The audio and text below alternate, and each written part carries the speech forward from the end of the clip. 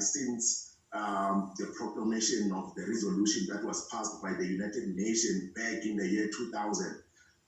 So we are celebrating this day in the amid of a lot of social ills and quite a number of human rights violations that refugees and asylum seekers still faces in their host countries. Like you have rightfully indicated, the issues of access to documentations, which is the key issue in unlocking any access to basic human rights in any other countries. So before even lockdown and the regulations were imposed in the whole of South Africa and other countries as they were affected by the COVID-19, which continue to affect those countries, we see that refugees and asylum seekers still faces a big challenge in accessing the documentation, which is an asylum seeker permit, which is under the Refugee Act of Section 22 of that Act.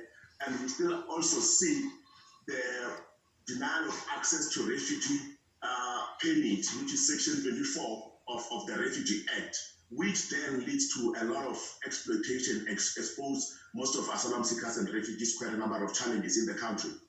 And as far as government support during COVID-19, the attention obviously moving away from nearly everything else, some critics will say, because of COVID-19, has the situation gotten even worse? What's the engagement been like with government? Or are migrants and refugees in South Africa even more forgotten and even more lost than they were before? Yes, as I indicated previously, that even when we went to COVID, refugees and asylum seekers, including migrants, were already facing quite a number of challenges and human rights violation action that were taking place. So the COVID has just made it even worse in the fact that you will remember that when we went to the lockdown in March, quite a number of services within the Department of Home Affairs were suspended, especially through the refugee reception offices around the country. All services were suspended, which then led to quite a number of challenges, including the expiry of some of the refugee and asylum seeker permits. And that expiry then poses quite a number of challenges in terms of refugees and asylum seekers in accessing key services such as access to banking. Some of their bank accounts were closed because their permit were expired. Some they could not access even healthcare service, which is a critical and life-saving service that people should be accessing, and including access to education and employment and so forth in terms of the UIF benefit. So hence even the grant, the COVID-19 unemployed grant, when it was introduced to only cater for the South African citizen. Luckily, through a court case that was done by one of our member organizations, Calabrini Center of Cape Town, we managed to win the case so that even refugees can be included, so that their livelihoods can be amended through the challenges that was posed by the COVID-19. Full of Fairly, speak to me about what government can try and do now. It is World Refugee Day. The focus going to be on refugees here in South Africa. What are you hoping government can actually do? Clearly not much has changed since the Act came into being 23 years ago.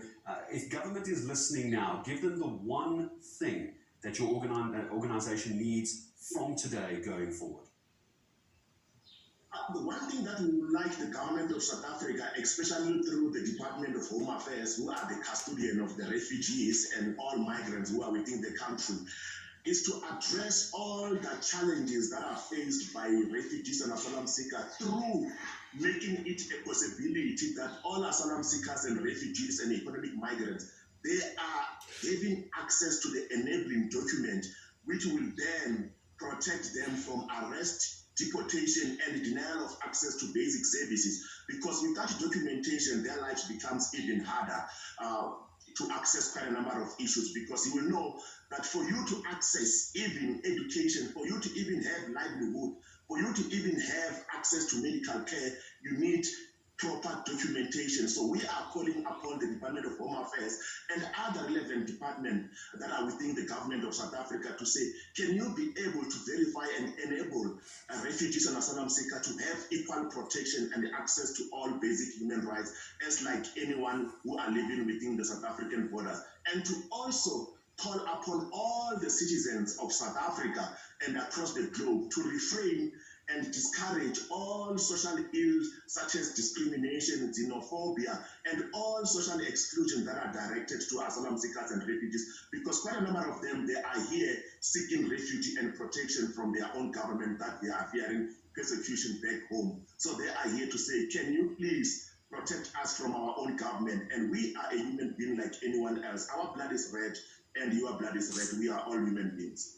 Well, hopefully government and South African society at large is listening to our conversation this morning on World Refugee Day. Thank you, Tifulufeli Sentomele, joining us here on eNCA Consortium for Refugees and also Migrants Director here on the South African Morning. Let's not forget just how difficult it must be if you have access to no paperwork. Imagine not being able to do anything. Healthcare, education, safety. Just imagine the plight of refugees in South Africa. Give it a thought, this Refugee Day here in South Africa. South Africa going to also have a difficult time maintaining a good relationship